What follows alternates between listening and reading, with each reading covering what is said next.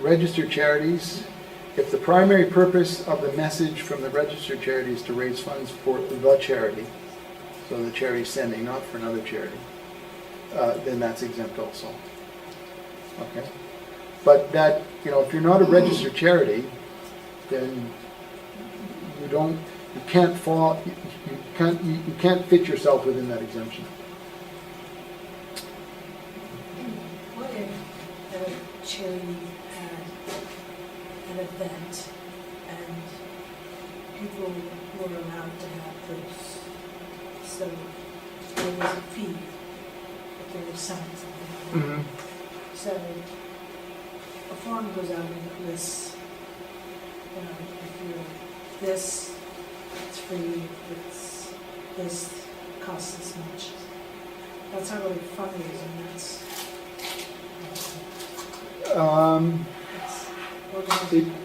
Again, it could be considered a commercial activity, even if you're not expecting to get any profit. You just may want to cover your costs. You would really have to look at the circumstances. That's what makes the legislation.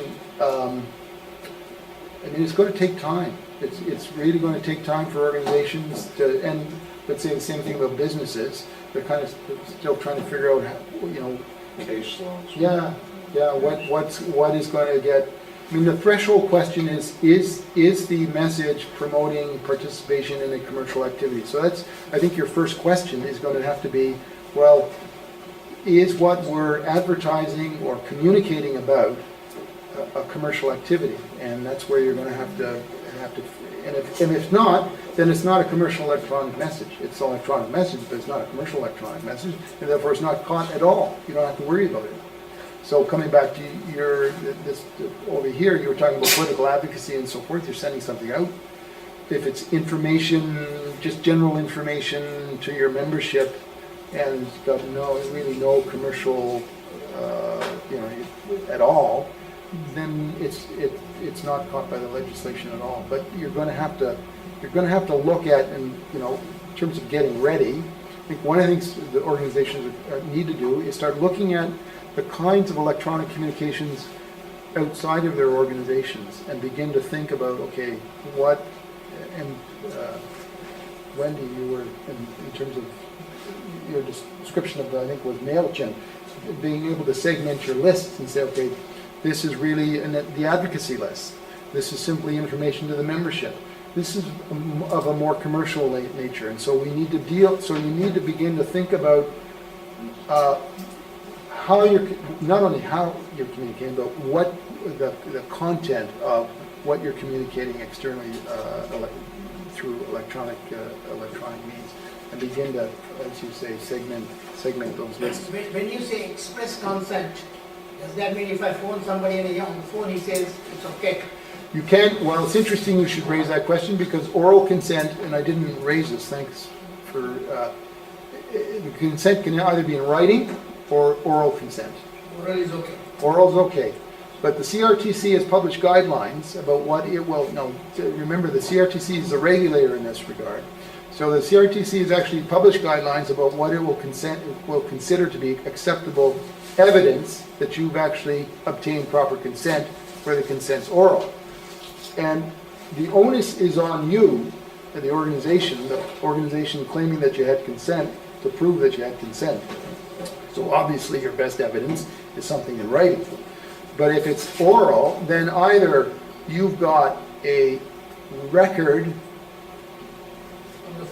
of the phone call, or some third party is able to independently verify that you obtained oral consent. So I mean, how that's going to happen, I have no idea. Maybe record the phone call. Well, you could record the phone call, but let's say you're at a meeting, you're at a conference, and you say you're talking to someone. You say, well, can I send you something about, you're talking about some aspect of your work, and can I send you an email? And the person says, oh yeah, send me an email. So then how are you going to, you're not going to record your conversation, so how subsequently are you going to be able to prove that you actually had the consent that I gave you at today's session, oh yeah, send me some, send me about an email about your organization about some aspect. So it's going to be, it is going to be kind of tricky. I'm just conscious of the time, so I just want to get through.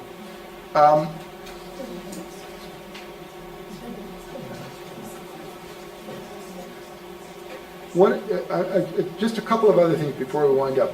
One is, even now, take a look at your database, your list of organizations or people with whom you have relationships. Figure out whether they're existing business relationships or non-business relationships. And if you can categorize those people, either falling within the one or the other, then send them an electronic message requesting their consent for you to send them information post July 1st. Because if you do that, then for the 3 years following July 1st, you will you will not have to comply with the consent rule. In other words, there will be implied consent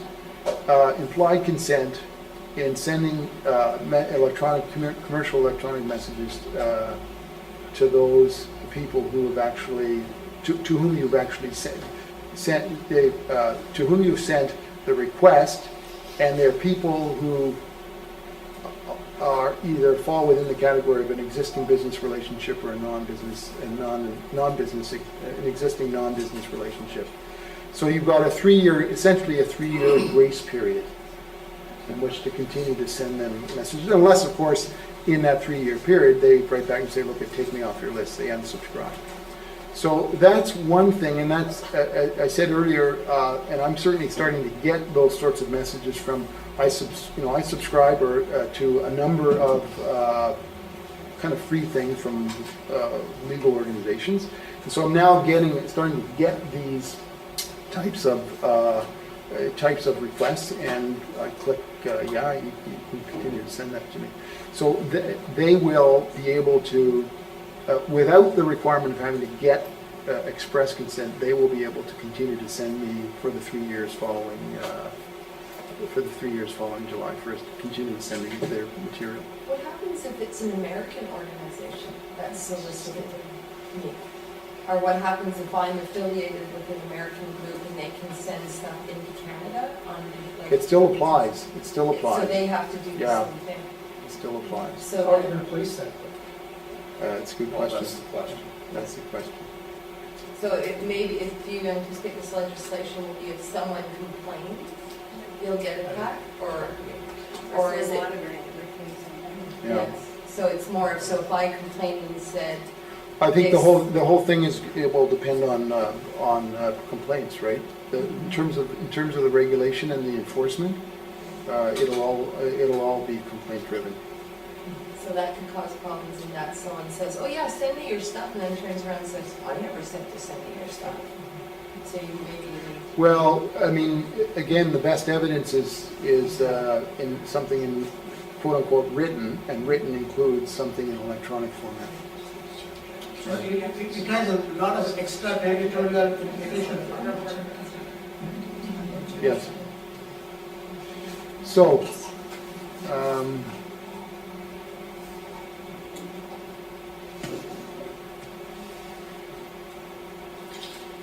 I guess the one final point is, one of the things that you should be looking at is making sure that the capacity of your database is able to track your contacts, so that you can begin to identify who's given express consent, whether you're sending to them by virtue of implied consent, if implied consent, on what basis under the legislation there's no consent, or the unsubscribed instructions that you've received, so that you're able to, and coming back to the point I made earlier, that the onus really will be on your organizations to show that you have complied with the legislation if, in fact, you're sending commercial electronic messages. And if you're relying on third-party contractors, then you'll want to to manage this, you want to make sure that they're compliant too, that they're complying with the legislation. This, in terms of resources, go to this particular website, which is the government website. And there's lots of other stuff on the website, but this is, in terms of going to the kind of the source material, it's a good website, and it's I find it's well laid out. And we'll also direct you to the CRTC location on the CRTC website, where not only will you find the regulations, but also the guidance. The CRTC has published a couple of documents that sort of their interpretive guidance with respect to their regulations. And the guidance actually is very useful. It is very useful, so I would recommend that. I guess the best way of making sure you are not in a trap, so to say, is to say, hey, I want to send you a CM, will you send me an email sending it, it's okay. Yeah, but you need to do that before July 1st, because if you do it after July 1st, that in and of itself is a SEM. That itself is a CM. Yes, yeah, that's what I said earlier. That's why you're starting to get these things now. So maybe the best way would be to phone him and say, hey, could you send me an email? That's okay. Yes, you can phone, yeah. Or there's a on the do not call list. Yes, well, there is the do not call list. There is the do not call list. You can send a fax too. Faxes aren't... Can I hug somebody without... Anyways, we're terribly over time, but thank you for your patience. Thank you.